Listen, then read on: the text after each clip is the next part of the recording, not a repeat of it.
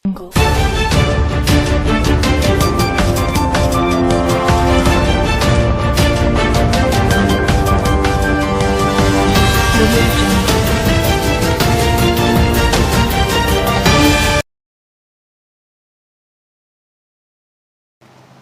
24x7 YouTube channel அறிவியல், ஆன்மீகம், கலை, கலாச்சாரம், பண்பாடு, வரலாறு என பல்துறை சார்ந்த கருத்துக்களை பயனுள்ள வகையில் பதிவு செய்து வருகிறது. அந்த வகையில் சைவ உணவின் மகத்துவம் குறித்து அறிந்து கொள்ள இருக்கின்றோம், தெரிந்து கொள்ள இருக்கின்றோம். இது குறித்து பேசுவதற்காக நம்முடன் இருக்கின்றார் எழுத்தாளர், மொழிபெயர்ப்பாளர் நித்யா கோபாலன். வணக்கம். வணக்கம். இந்த உணவு அப்படின்னா ரொம்ப முக்கியமான ஒன்று.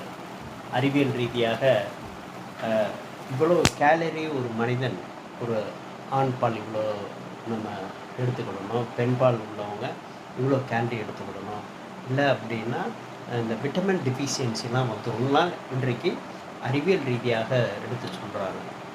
அதில் இந்த சைவ உணவின் மகத்துவம் குறித்து எடுத்து சொல்லுங்கள். சரி, உணவை பற்றி நம்ம பேச போகிறோம். இங்கே நான் ஒரு ஆரம்பத்துலேருந்து வர ஒரு ஹிஸ்ட்ரி போவோம், என்ன நடந்தது அப்படின்னு. நம்மளோட சமூகம் முதல்ல வேட்டையாடிய சமூகமாக இருக்கும். ஏன் அப்போனா விவசாயம் தோன்றாத காலம், மலைவாழ் மக்கள், குறிஞ்சி நிலம் அப்படின்னு சொல்லுவோம். அதுக்கப்புறம் எப்போ நமக்கு மருத நிலம் கிடைக்க பெற்றதோ, வயல் சார்ந்த இடம், அப்போ நம்ம வெஜிடேரியன் மாற ஆரம்பித்தோம். இப்போது இது ரொம்ப விட்டமின் மினரல் அப்படின்னு காம்ப்ளிகேட் பண்ணிக்க வேண்டாம்.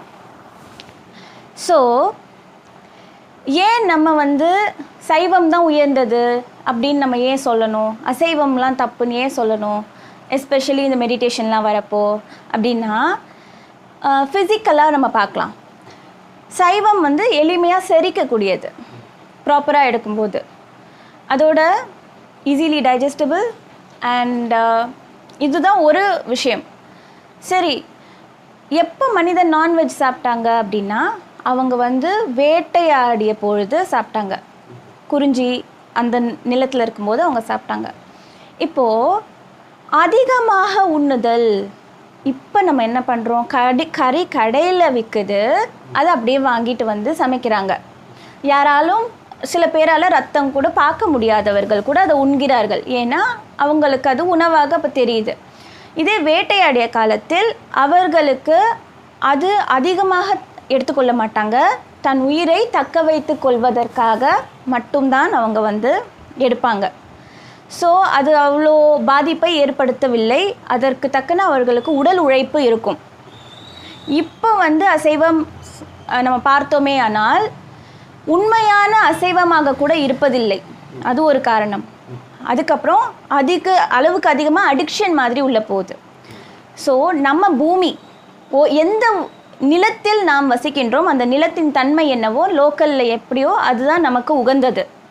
அப்படி பார்க்கும்போது நமக்கு விவசாய பூமி இருக்கும் பொழுது அசைவம் சாப்பிட வேண்டிய அவசியம் இல்லை என்பதுதான் உண்மை. அதே மாதிரி அதை சரியாக சமைத்தும் சாப்பிட தெரியணும். அதுக்கும் நம்மக்கிட்ட தான் அந்த நாலேஜும் இருக்குது. இப்போ ஃபாரினர்ஸே நான் பார்க்குறேன், அவங்கெல்லாம் சைவமாக மாறணும்னு நினச்சாலும் எந்த ஸ்பைசஸை எவ்வளவு அளவு எடுக்கணும்னு கூட அவங்களுக்கு நாலேஜ் இருக்காது. இவ்வளோ மஞ்சள் பொடி எடுத்து அப்படியே கூட குடிச்சிடுவாங்க. ஆனால் நமக்கு கிடைத்த அந்த அரிய பொக்கிஷமாக நாம் அந்த சமையல் முறையையும் சைவ உணவையும் மதித்து நாம் பின்பற்ற வேண்டும் என்பதுதான் உண்மை. அதாவது இந்த சைவ உணவு தொழில்நுட்பம், அறிவியலும் தொழில்நுட்பமும் வளர்ந்து கொண்டு இருக்கக்கூடிய காலங்களில் மனிதனோட உழைப்பு வெகுவாக குறைந்து விட்டது. இன்றைக்கு மனிதனுக்கு 24x7 அவங்க நினைக்கக்கூடிய உணவுகள்லாம் கிடைக்குது. இப்போ இவங்க சொல்லும் பொழுது ரொம்ப குறிப்பாக சொன்னாங்க, எப்போ வேணால் இது ஒரு அத்தியாவசிய உணவாகவே அசைவ உணவு கிடைக்குது. அப்போ அந்த அசைவ உணவு கிடைக்கும் பொழுது நிறைய பேர் இந்த ஹார்ட் பிளாக் உள்ளவங்களாம் என்ன சொல்கிறாங்க, கொழுப்பு உள்ள உணவுகளை தவிர்த்து கொள்ளுங்கள் அப்படின்ட்டு.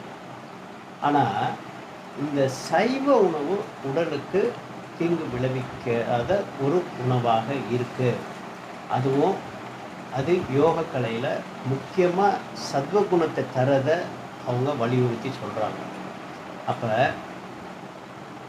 இந்த அசைவ உணவில் என்னெல்லாம் இருக்கோ அது சைவ உணவுலையும் காய்கறி, கீரை, பழங்கள், பருப்புகள், விதைகள் என்று ஒவ்வொரு இதில் இருந்தும் நம்மளால் எடுத்துக்கொள்ள முடியும் என்பதை நம்மளால் அறிந்து கொள்ள முடிகிறது, தெரிந்து கொள்ள முடிகிறது.